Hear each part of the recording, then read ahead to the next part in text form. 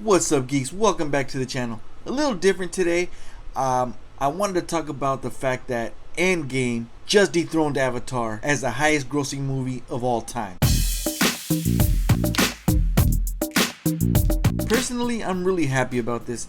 Now, I personally haven't seen the exact quote from James Cameron's mouth in regards to him, hoping that comic book movie fatigue is gonna set in, and just talking all that crap about comic book movies.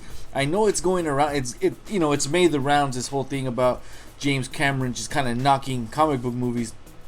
But I'm gonna be upfront with you guys. I've heard these. I just haven't seen them directly from him. So if these are wrong, please feel free to correct me. Of course, put them down in the comments. Either way though, whether they're true or not, I'm just happy that Endgame has beat Avatar, because Endgame is the culmination of all these comic book movies that we've come to love. They've been made with quality. They've been a progression to this film. And really, if this film never dethroned Avatar, damn, well then what movie ever will? Because I'm on the boat that says, you know what, a sequel to Avatar is just not gonna beat Avatar, because the reason that this movie made so much money was because it benefited from being released just as the pinnacle of CGI technology was setting in. And then you have this film with great CGI, and it's almost all CGI, and it got a lot of people's interest. Add the fact that it's a sci-fi movie, a movie about aliens, and a movie about human beings traveling to a distant, far-off planet and encountering these beings. It was just intriguing as hell. Now in hindsight though, this is just a movie that I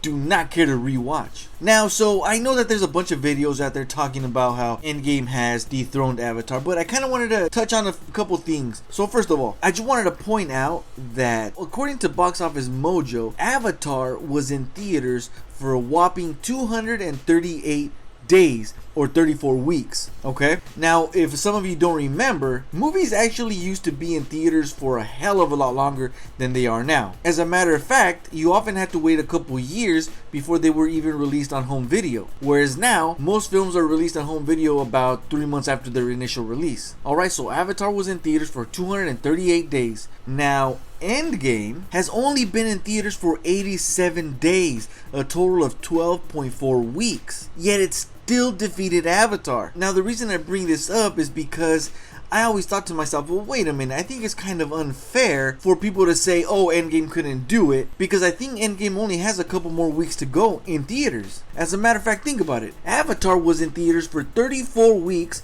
Endgame 12.4. That's almost 3 times as many weeks. And so we know damn well that if Endgame was left in theaters for that amount of time, for an equal amount of time as Avatar, there's no doubt about it, it would have dethroned Avatar no matter what. However, let's talk about inflation. Adjusted for inflation, Avatar would be at $3,330,693,313 and change in today's money. There's no way in hell Endgame would have caught Avatar. However, now I did a little bit of research, and according to a few sources, the reason Hollywood doesn't compare movies of different eras adjusting for inflation is because there's just far too many variables to account for. For example, if you were to adjust the inflation for Gone with the Wind, it actually blows Avatar out of the water. Now the reason they can't compare these is because in those days, people didn't have that many entertainment options